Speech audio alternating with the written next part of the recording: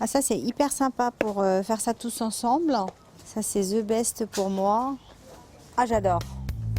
Tous les ans, avant de partir en vacances, Martine achète de quoi occuper son temps libre et celui de ses 4 enfants. Et s'il y a bien une chose à laquelle elle ne peut résister, ce sont les cahiers de vacances. Je suis une vraie fan, on va dire. C'est hyper sympa, que ce soit effectivement dans le train, dans l'avion, les soirées, etc. Ça occupe. Le fait de travailler un tout petit peu chaque jour, on n'oublie pas l'école. Et depuis quelques années, des nouveautés viennent alourdir son panier. Ça, par exemple, pour mon fils, je suis sûre qu'il va adorer. C'est un jeu vidéo. Devient un champion des maths, du français et de l'anglais. C'est parfait. Des cahiers de vacances sous forme de jeux vidéo, une petite révolution. Depuis la naissance du concept, il y a près de 80 ans, les éditeurs n'ont de cesse de relever le même défi, donner envie aux enfants de travailler pendant les vacances. Leur nouvelle arme, le numérique. Désormais, les cahiers se remplissent sur ordinateur, smartphone et même tablette. Que valent ces nouveautés? Vont-elles détrôner le papier? Les fiches courtes se détachent bien, elles font pas trop massives. Les textes ne sont pas trop longs. Si Isabelle, professeure agrégée de lettres, vérifie avec attention ce cahier de vacances, c'est parce qu'elle en est l'auteur. Cela fait plus de 20 ans qu'elle travaille pour cet éditeur, mais depuis peu, sa prose est vendue en mégaoctets. Pourrais-tu emporter ces quelques caisses? C'est d'accord, je m'en occupe. Comme pour la version papier, les versions numériques des cahiers proposent des exercices concernants, accessibles et agréables, intégralement vérifiés par des enseignants. Mais la ressemblance s'arrête là. Pour plaire aux enfants de 2012, les éditeurs ont employé les grands moyens.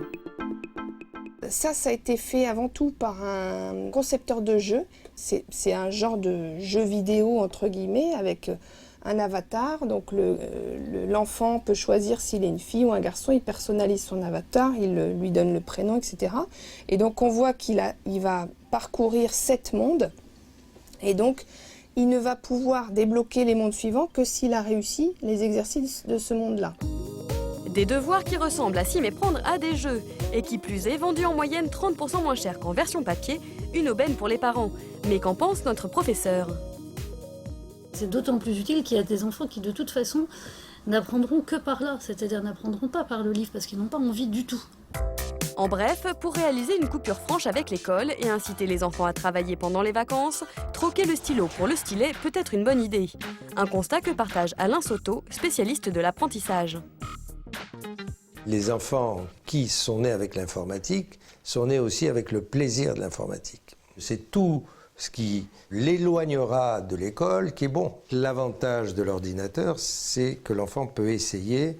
Il n'y a pas cette notion de faute. Il fait des erreurs, mais ensuite les erreurs peuvent être analysées et il peut recommencer jusqu'au moment où il réussit. Pour autant, cela ne veut pas dire que les cahiers papier sont à jeter aux oubliettes. Selon notre spécialiste, il suffit de les réinventer.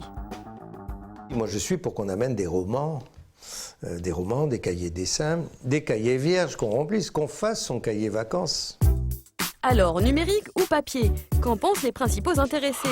Chez Martine, que ce soit à Noël, à Pâques ou en été, pas question d'échapper aux devoirs de vacances.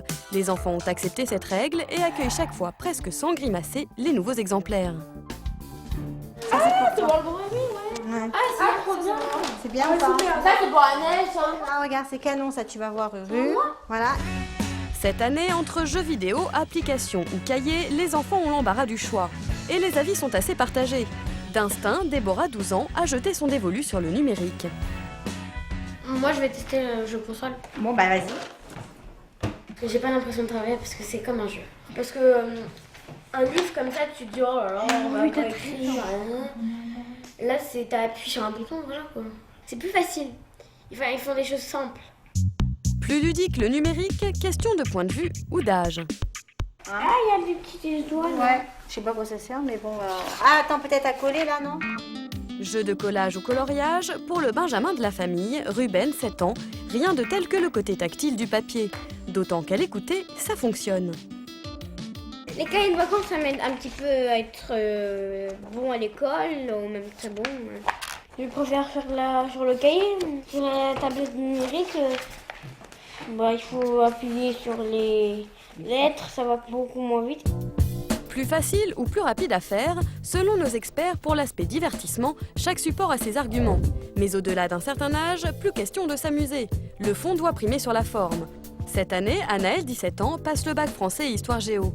Pour elle, les devoirs de vacances, c'est du sérieux, puisqu'ils sont censés remplacer les célèbres annales. Quelle nouvelle forme d'énergie est découverte lors de la seconde industrialisation? Et le bon... Ouais... C'est vrai, c'est ludique, mais c'est pas assez complet pour qu'on puisse simplement se baser sur ça pour les révisions de son bac. Le bac, c'est pas amusant, donc on peut pas le rendre amusant même avec des applications numériques. Feuille ou écran, le mieux est peut-être donc de laisser chaque enfant choisir. Sans oublier une chose sur laquelle tous seront d'accord, les vacances, c'est avant tout fait pour s'amuser.